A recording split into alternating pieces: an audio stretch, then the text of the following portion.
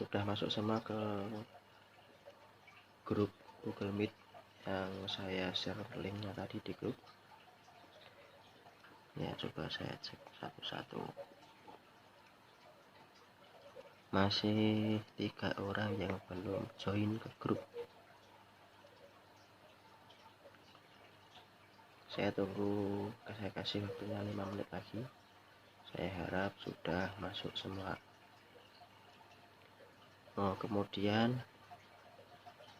kamera dinyalakan semua. Yang tidak menyalakan kamera saya anggap tidak hadir. Saya anggap absen pada jam pelajaran saya.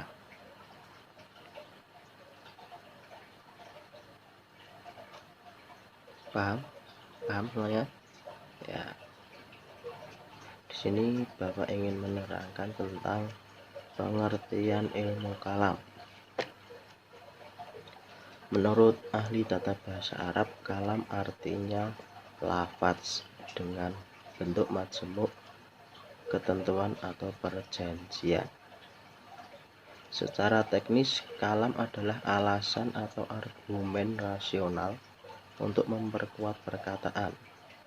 Secara tata bahasa, kalam merupakan kata umum tentang perkataan sedikit atau banyak yang dapat digunakan untuk setiap bentuk pembicaraan. Nah, sedangkan dalam ayat 144 surat Al-A'raf menyebut bil kalami yang ditunjukkan kepada Nabi Musa alaihissalam. Menurut Al-Baidawi maksudnya bil kalami iyaka, artinya aku berbicara langsung kepadamu. Dalam ayat 15 surat Al-Fat, kalamullah diartikan janji atau ketentuan Allah Subhanahu wa taala yang harus diikuti oleh seluruh umat manusia. Ya, sampai sini sudah paham semuanya. Jadi arti bahasa kalam yaitu lafaz atau kata yang artinya kalam dari secara bahasa.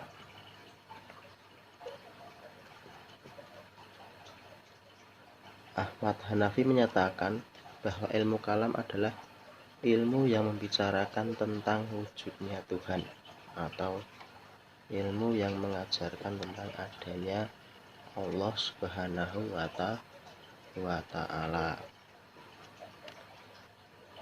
Sifat-sifat yang mesti ada padanya, sifat-sifat yang tidak ada padanya, dan sifat-sifat yang mungkin ada padanya. Ya, di sini kembali ke siapa?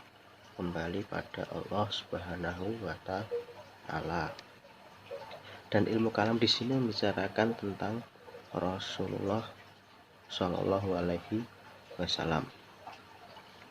Untuk mengetahui sifat-sifat Rasul mungkin terdapat padanya, ada pula yang mengatakan bahwa ilmu kalam adalah ilmu yang membicarakan bagaimana menetapkan kepercayaan tentang agama Islam dengan bukti-bukti yang yakin. Jadi dapat disimpulkan bahwasanya ilmu kalam adalah ilmu yang membicarakan tentang adanya Tuhan atau Allah Subhanahu wa ta'ala. Sampai sini paham? Alhamdulillah. Sedangkan beberapa alasan dinamakan ilmu kalam, yaitu yang pertama, persoalan terpenting di antara pembicaraan masa-masa pertama Islam adalah firman Allah Subhanahu wa taala, Al-Qur'an, apakah azali atau baru. Oleh karena itu, keseluruhan isi ilmu kalam merupakan bagian yang penting sekali. Dasar ilmu kalam yaitu dalil-dalil rasional yang pengaruhnya nampak nyata pada pembicaraan para ulama Islam. Yang kedua, pembuktian kepercayaan agama. menyerupai logika dan filsafat. Istilah teologi Islam, ilmu kalam dan ilmu tauhid pada intinya memiliki kesamaan.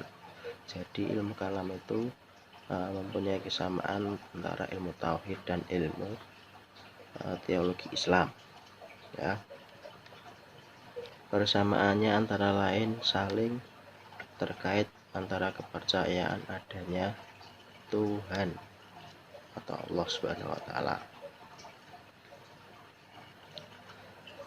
Sampai sini paham? Alhamdulillah. Selanjutnya ruang lingkup ilmu kalam di sini dibagi menjadi 4. Yang pertama ilahiyat, nubuat, rohaniyat, dan sam'iyat. Apa itu ilahiyat? Ilahiyat adalah pembahasan ilmu kalam yang berkaitan tentang Allah Subhanahu wa taala, baik wujud, sifat, dan keesaannya. Selanjutnya nubuah. Nubuah adalah pembahasan ilmu kalam terkait kenabian, nubuah. Ya. Selanjutnya rohaniyah, pembahasan hubungan ilmu kalam antara sesuatu yang gaib, misal malaikat, jin, setan, dan sejenisnya. Yang terakhir sam'iyat. Di sini pembahasannya tentang hal-hal yang diterima melalui dalil-dalil atau pendengaran, misalnya alam kubur, akhirat, surga, dan sejenisnya. Jadi ruang lingkup ilmu kalam ada berapa anak? Ya, betul sekali, ada 4. Yang pertama apa?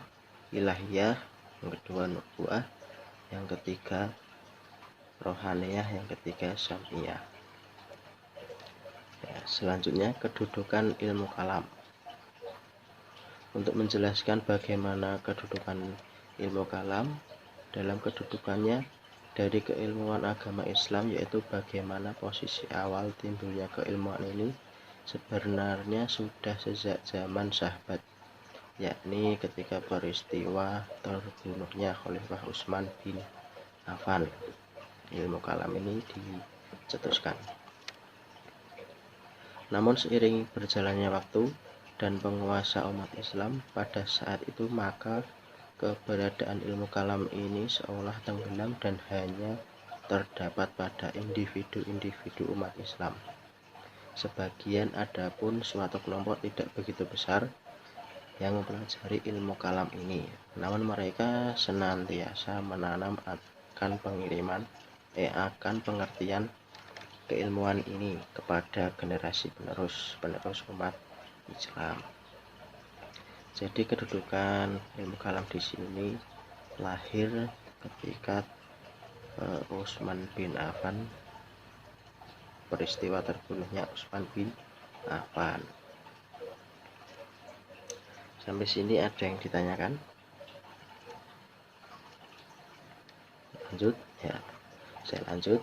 Jadi sebutan ilmu kalam sebagai suatu disiplin ilmu baru muncul pada penghujung abad pertama Hijriah, ketika para ulama dengan berkirah membicarakan Al-Quran, yaitu apakah Al-Quran itu qadim atau baru.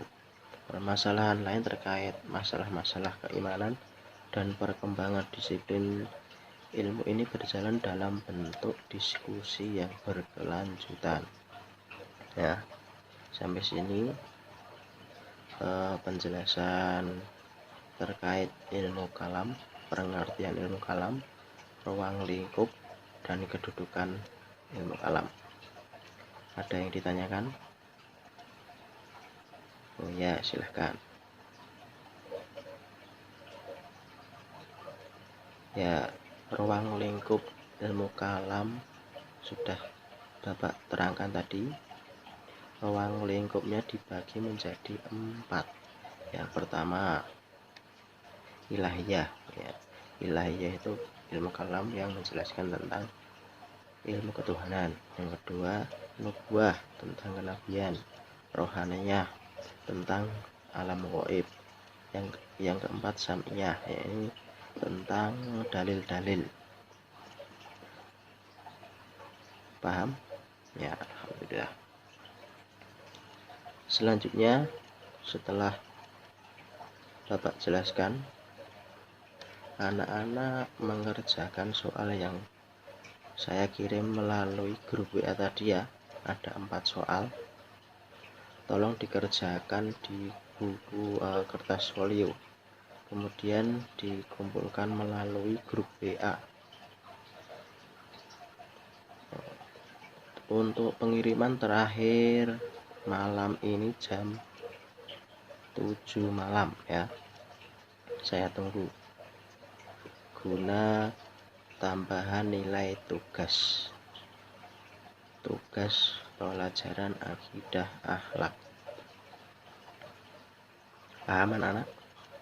Ya, alhamdulillah. Kemudian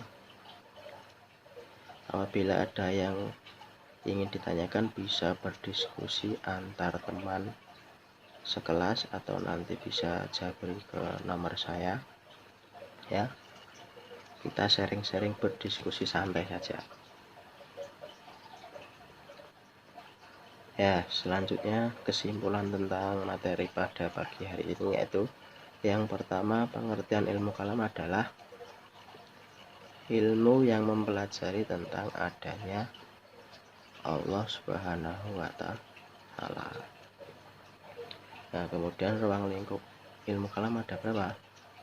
Ada 4. Yang pertama tentang ilahiyah, yang kedua nubuwah, yang ketiga sam'iyat, yang ketiga rohaniyah, yang keempat sam'iyat. Kemudian kedudukan ilmu kalam ini dicetuskan ketika peristiwa terbunuhnya sahabat Utsman bin Affan. Ya, mungkin cukup materi yang Bapak saya sampaikan sampai di sini. Selamat mengerjakan tugas.